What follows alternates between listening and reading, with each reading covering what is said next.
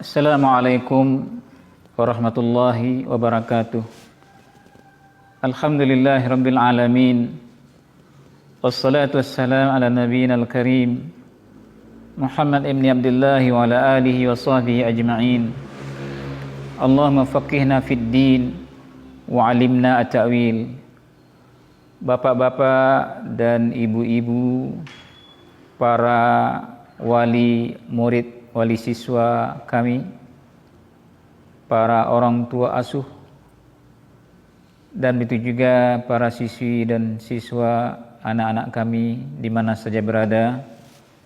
Alhamdulillah, kita bersyukur pada Allah Ta'ala atas hidayah menjadi seorang mukmin, insyaallah, menjadi seorang muslim yang menjalankan syariah Nabi Muhammad sallallahu alaihi wasallam. Beberapa menit ini saya Ustaz Zulkifli Zakaria, salah seorang pengajar masalah keagamaan di sekolah kita kini, yang insyaallah akan berhadapan besok dengan siswa dan siswi secara khusus mempelajari pelajaran-pelajaran diniyah, keagamaan atau Islam terpadu, apakah itu bahasa Arab, akidah, tafsir dan sebagainya. InsyaAllah kita akan pelajari dari kitab-kitab yang telah ditulis oleh ulama yang mengacu kepada Quran dan Sunnah.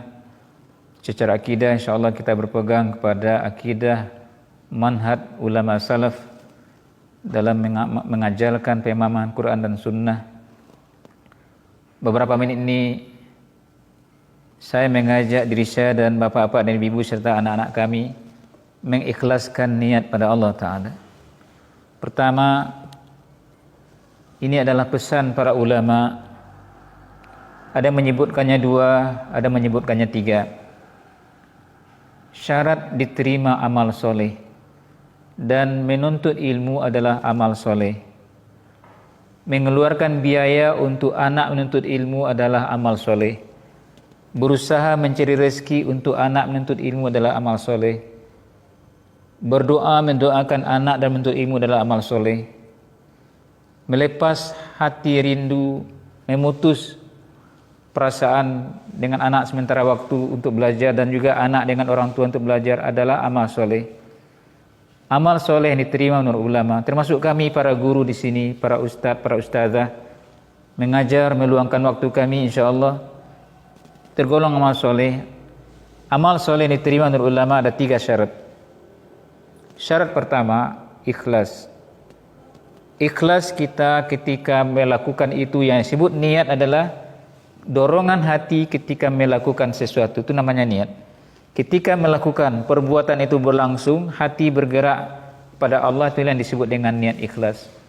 Ikhlas itu mengharapkan Allah. Belajar karena mengharapkan Allah. Mencari rezeki untuk anak mengharapkan Allah. Mengajar murid-murid ilmu mengharapkan Allah. Tidak mengharapkan pujian, tidak mengharapkan popularitas, tidak mengharapkan hal-hal duniawi. Karena ikhlas mengharapkan Allah, balasannya di sisi Allah adalah sangat besar. Hal-hal duniawi, jabatan, ketenaran, kepopuleran di dunia, uang di dunia, segala dunia ini adalah kecil di sisi Allah Ta'ala. Keikhlasan adalah balasannya di akhirat. Surga Allah, bertemu dengan Allah, melihat wajah Allah di akhirat, ini keikhlasan. Jadi saya mengajak diri saya dan ustadz dan ustazah mengajar para orang tua yang menyerahkan anak untuk belajar di sini, para siswa dan siswi yang akan belajar bersama-sama kita beribadah mencari ridho Allah dalam ilmu. Pertama, kita niatkan ikhlas karena Allah Ta'ala.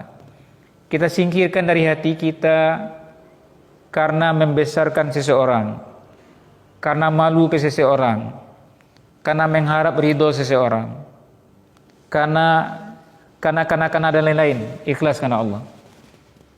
Setiap langkah yang kita langkahkan dalam menuntut ilmu dan mengajarkan ilmu adalah tercatat amal soleh. Apalagi yang mengajarkan Quran, mengajarkan ibadah, mengajarkan iman. Kata Nabi, khairukum man ta'allamal Quran wa 'allamah. Sebaik-baik kalian adalah yang mengajarkan Quran, mempelajari Quran dan mengajarkannya. Sangat banyak hadis tentang ilmu.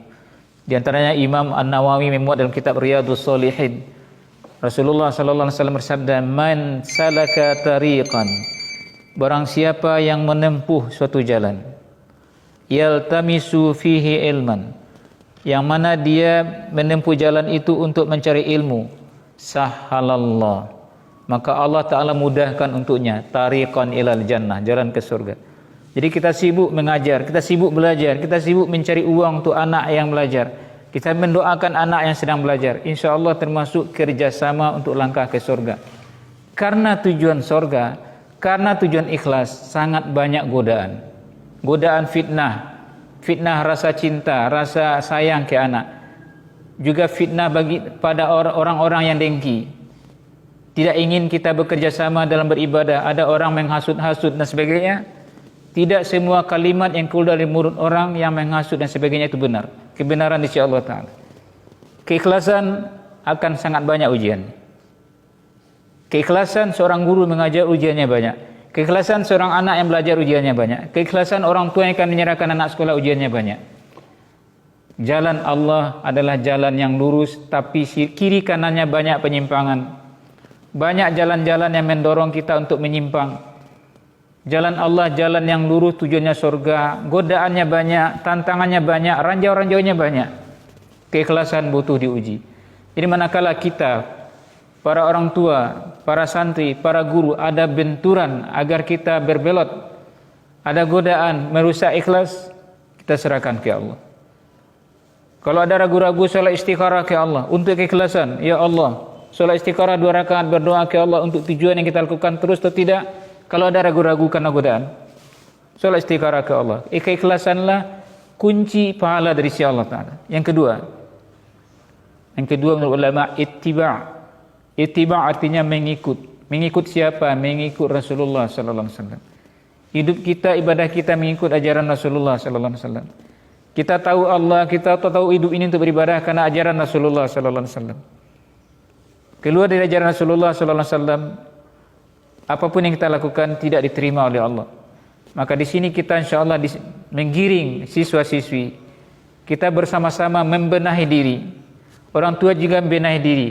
Niat dibenahi, ilmu dibenahi, pengamalan dibenahi untuk sama-sama mencari ridha Allah dengan mengikuti Rasulullah sallallahu alaihi wasallam. Dan ini godaannya banyak, fitnah banyak, ujian banyak, celaan banyak, orang tidak suka banyak. Karena di dunia ini selalu ada ikhtilaf. Ada yang suka ini dan suka ini. Sekiranya kita yakin ada sesuatu yang ini benar menurut ajaran Rasulullah, kita pegang, godaannya banyak. Yang kita pegang satu boleh jadi godaannya 1000. Yang menghela-hela menarik-narik kita ribuan. Di sini butuh istiqomah. Salah satu hal yang sangat prinsip dalam menjalankan iman, istiqomah. Istiqomah adalah hal berat. Selalu tegak walaupun gempa. Selalu tegak walaupun ditarik-tarik orang. Selalu berjalan ke depan walaupun dihadang berbagai macam rintangan. Itu istiqomah. Istiqomah sampai maut. Tujuan istiqomah adalah surga bertemu Allah Ta'ala. Jadi yang kedua, ittiba', mengikuti ajaran Rasulullah sallallahu alaihi wasallam.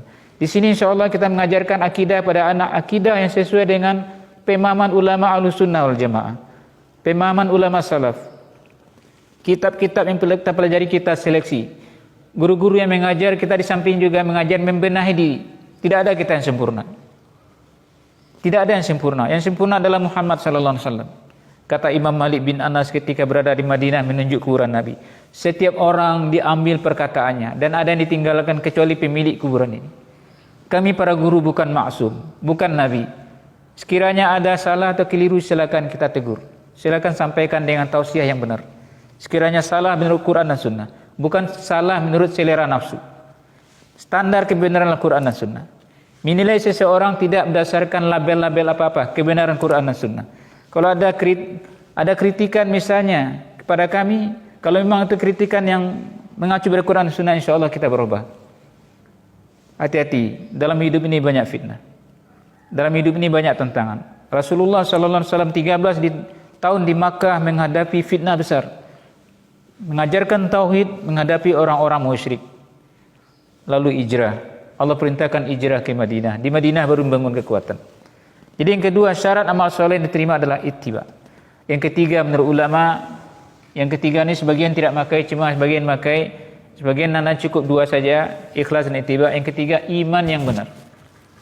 Iman yang benar dalam berilmu, iman yang benar dalam beramal. Iman ini berubah-ubah, harus dijaga. Masih benarkah iman saya atau tidak? Sudah salahkah cara saya berkeyakinan atau tidak? Atau belum? Ini butuh kita belajar. Jadi orang tua juga belajar, anak-anak belajar, guru belajar. Semua kita belajar sampai kita jumpa dengan Allah Ta'ala. Yang telah mengatakan, saya tidak lagi perlu belajar, saya telah sempurna ilmu, ini adalah orang yang keliru dalam hidup. Nabi Muhammad SAW 23 tahun menerima wahyu, sampai beliau wafat selalu dalam bimbingan Allah Ta'ala. Bimbingan, hidayah Allah Ta'ala. Sekarang bimbingan itu telah sempurna, Al-Quran telah sempurna, hadis-hadis telah dibukukan ulama, tinggal lagi kita belajar, mempelajari Quran dan hadis. Jadi Bapak dan Ibu serta siswa dan siswi kami, kita kembali yang 3 ini. Kita luruskan niat. Sejak dari awal bergabung kita di sini bekerja sama, mari kita sama-sama luruskan niat. Termasuk saya, kita mengharapkan Allah. Dunia ini kecil, uang kecil, jabatan kecil, perjalanan waktu terus berjalan sampai kita mati. Kalau Allah yang kita harap, itulah balasan di negeri abadi. Kalau tidak Allah kita harap, mubazir kita menghabiskan waktu. Usia kita putus untuk hal mubazir. Ikhlas pada Allah. Yang kedua, ittiba, mengikuti ajaran Rasulullah SAW. Sekiranya ada di antara kami para guru, menurut bapak-bapak dan ibu-ibu atau menurut para siswa dan siswi ada yang keluar dari ajaran Rasulullah, ajaran Allah dan Rasulnya, silakan sampaikan dengan baik. Jangan dibalik belakang.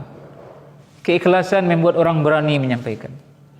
Kemunafikan membuat orang takut. Beraninya cuma di belakang. Orang munafik yang berani di belakang, tidak berani di depan. Islam mengajarkan berani. Qulil haqqa walau kana murran. Katakan kebenaran sekalipun pahit. Yang ketiga, kita benahi iman. Iman kita berubah-ubah. Kadang-kadang naik. Kata Nabi, al-imanu yazidu wa yanqus. Iman itu kadang-kadang bertambah dan kadang-kadang berkurang.